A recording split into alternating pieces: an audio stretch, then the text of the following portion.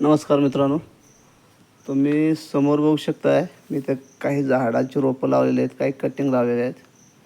हे बघू शकता, ह्या कोलियसच्या कटिंग आहेत. तुम्हाला पत्ते सुकल्यावर दिसत असतील कारण ह्या कटिंग लावलेल्या आहेत. ह्या 1-2 दिवसांनी मुळे आल्यानंतर हे फ्रेश दिसतील. आणि हे पण बघू शकता, हे येलो बेल आहे, हे समोर दिसते. इथले ह्याचे रोपं बनवलेले आहेत मी आत्ताच लावलेले आहेत, त्यामुळे बघू शकता. हे पण बोगनवेलचं रोप लावलेलं आहे इथं छोटंसं.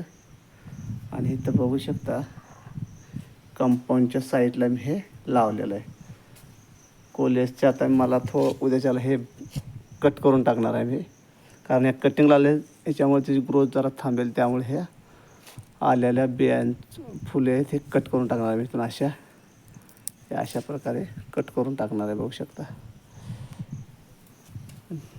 इथं बघू शकता हा येलो बेल आहे, ह्याचं पण रोप लावलेलं आहे. थोडंसं सुकलं आहे, 1 दिवसात ते फ्रेश दिसेल. नंतर बघू शकता कोलियसचे कलर, हा एक आहे, परत हा रेड आहे. बघू शकता हा थोडा फ्रेश आहे कारण याला मुळ्या जास्त होत्या. आणि इथं पण बघू शकता थोडासा हा पण झुकला आहे. बघू शकता तुम्ही, कारण हे कटिंग लावलेत. ह्या बघू शकता कशा झुकून गेलेले आहेत, कारण एकदम फ्रेश पत्ते राहिल्यानंतर असे दिसतील कटिंग आपल्या. असे पत्ते येतील एकदम शाईनबाज. इथं बघू शकता, इथं पण एक लावलेला आहे मी. येलो बेलचे रोपं आहेत, हे मोठे रोपं आहेत. हे मी उन्हाळ्यात तयार केले आहेत, थोडेसे सुकले आहेत.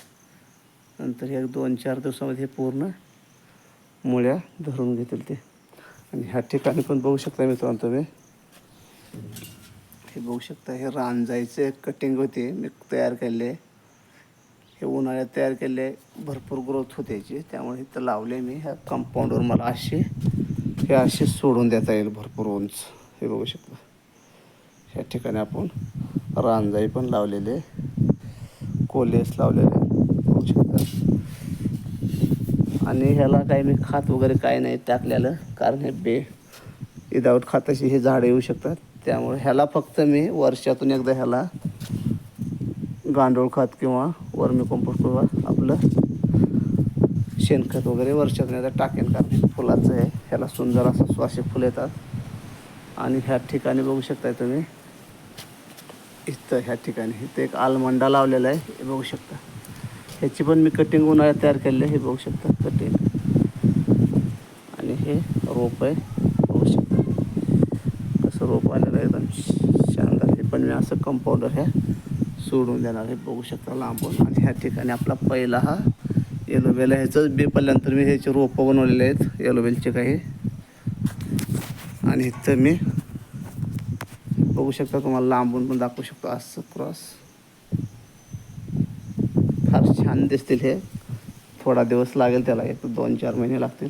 एकदा रूटिंग लागल्यानंतर फार सुंदर असं हा भाग कंपाऊंडच्या साईडला. आणि इथं माझा बंगला आहे समोर, बघू शकता. बंगल्याच्या हे समोर हे मी लावलेले आहेत.